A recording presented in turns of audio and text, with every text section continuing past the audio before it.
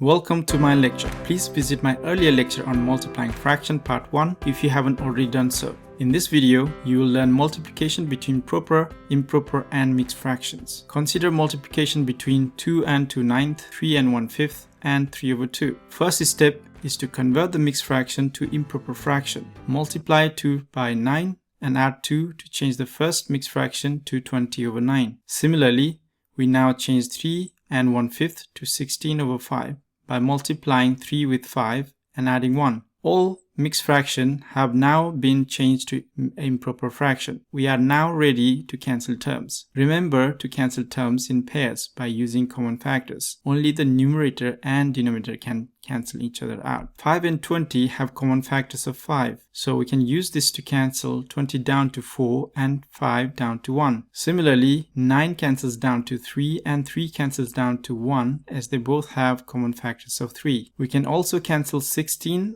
and 2 by 2 to give you 8 and 1. Now, all the possible numbers have been cancelled. Check that nothing else cancel each other out. Multiply the remaining numerator and denominator terms. So 4 times 8 times 1 gives you 32 in the numerator. 3 times 1 times 1 gives you 3 in the denominator.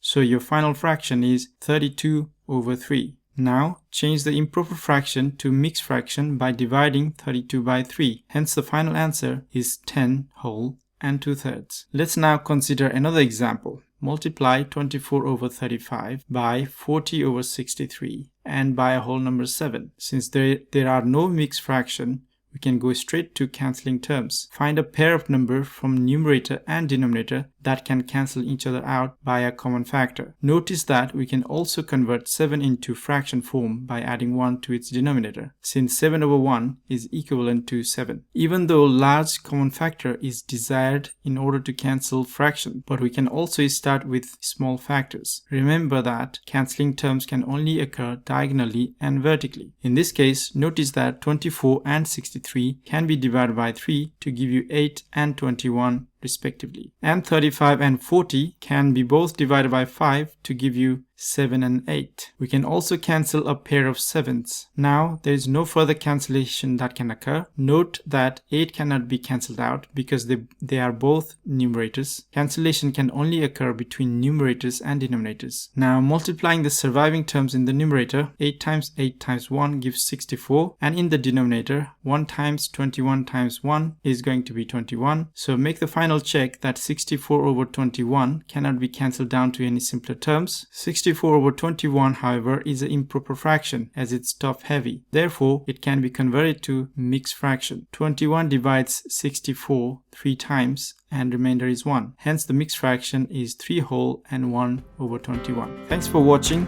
Be sure to try given exercises to test your knowledge. I'll see you in the next part.